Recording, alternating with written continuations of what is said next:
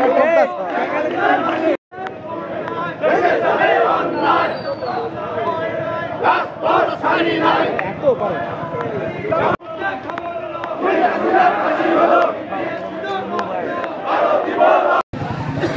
বাংলাদেশের জনগণ, আপামর জনগণ, কৃষক শ্রমিক মেহনতি মানুষ, বিএনপি পরিবার সকলেই বাংলাদেশে খুশি হয়ে আলহামদুলিল্লাহ বলেছেন।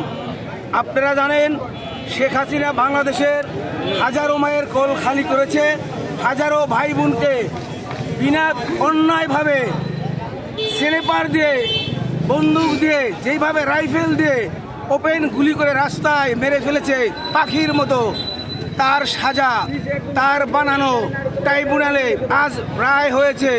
এই রায় বাংলাদেশের মানুষ সাদরে গ্রহণ করেছে, বাংলাদেশের মানুষ আনন্দ উল্লাস করতেছেন।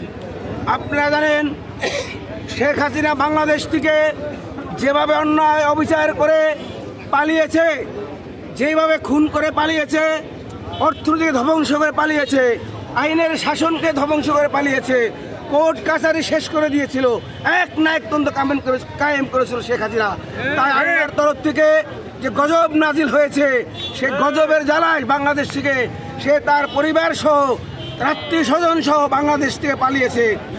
আপনারা জানেন শেখ হাসিনা পালিয়েছে বিদায় এখন সে দেশের বাইরে বসে এই বাংলাদেশকে অস্থিতিশীল করার জন্যে, নৈরাজ্য করার জন্যে যেভাবে সে তার গুন্ডা বাহিনী দিয়ে, হেলমেট বাহিনী দিয়ে রাস্তায় টায়ার জ্বালিয়ে এবং জানমালের ক্ষতি করার চেষ্টা করতেছে, পায়ে তারা করতেছে, আমরা বিএনপি পরিবার ঐক্যবদ্ধভাবে প্রতিহত করতেছি। আপনারা জানেন লাস্ট 3টা দিন রাত আমরা ঘুমাইনি, রাস্তায় পাহারা দিচ্ছি।